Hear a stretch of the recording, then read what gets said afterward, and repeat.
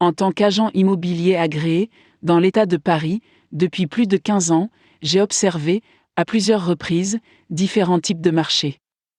Alors que nous ne pensons souvent qu'aux acheteurs, aux vendeurs et ou à un marché neutre, la pandémie actuelle et la crise sanitaire et économique qui lui est associée auront très probablement des impacts et des ramifications à plus long terme qui pourraient changer cet horizon de façon permanente. Dans cette optique, cet article tentera de considérer, d'examiner, de passer en revue et de discuter brièvement de 4 composants immobiliers spécifiques qui subiront probablement des changements et des ramifications à long terme qui changeront la donne. 1. Le marché du logement, les prix, les acheteurs, etc., étant donné que, dans de nombreux États, les restrictions imposées dans le cadre de ce que l'on appelle les exigences de distanciation sociale, les ventes de logements, la commercialisation, etc. ont, pour le moment, complètement cessé. Lorsque cette crise prendra fin, comment ce marché sera-t-il affecté ? Bien que la combinaison de taux d'intérêt bas et du désir refoulé de certains de participer à cette partie essentielle du rêve américain puisse, dans une certaine mesure, équilibrer d'autres facteurs, je crois que nous assisterons, globalement, dans la plupart des régions du pays, à une baisse des prix, car il y aura moins d'acheteurs potentiels qualifiés.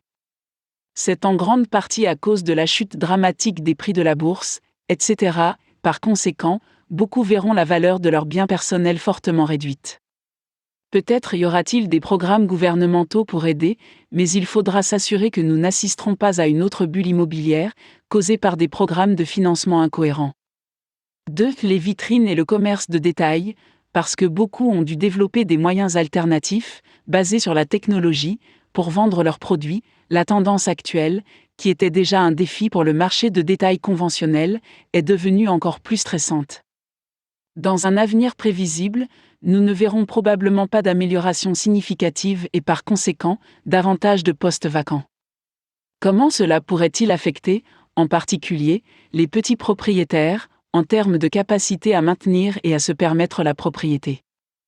Il est également probable que de nombreuses entreprises décideront qu'elles ont besoin de moins d'espace, ce qui aura évidemment des répercussions considérables. 3. L'espace de bureau. Cette crise a rendu nécessaire, pour de nombreuses entreprises, de faire travailler les employés à distance. Plus cette situation perdurera, plus les entreprises réaliseront qu'elles n'ont pas besoin d'autant d'espace de bureau et des dépenses qui y sont associées. Comment cela affectera-t-il le nombre d'espaces vacants et le prix des locations ? 4. Les appartements locatifs. Étant donné que moins de personnes seront probablement en mesure de posséder leur propre maison, un plus grand nombre de personnes chercheront à louer des appartements. Cependant, étant donné que beaucoup auront probablement une mentalité post-dépression, en raison des aspects économiques et de la peur de cette crise, il est probable que les marchés des appartements de luxe en souffriront. Les ramifications immédiates de cette crise, d'une perspective économique, sont probablement significatives dans l'industrie immobilière et les marchés associés. Soyez prêts.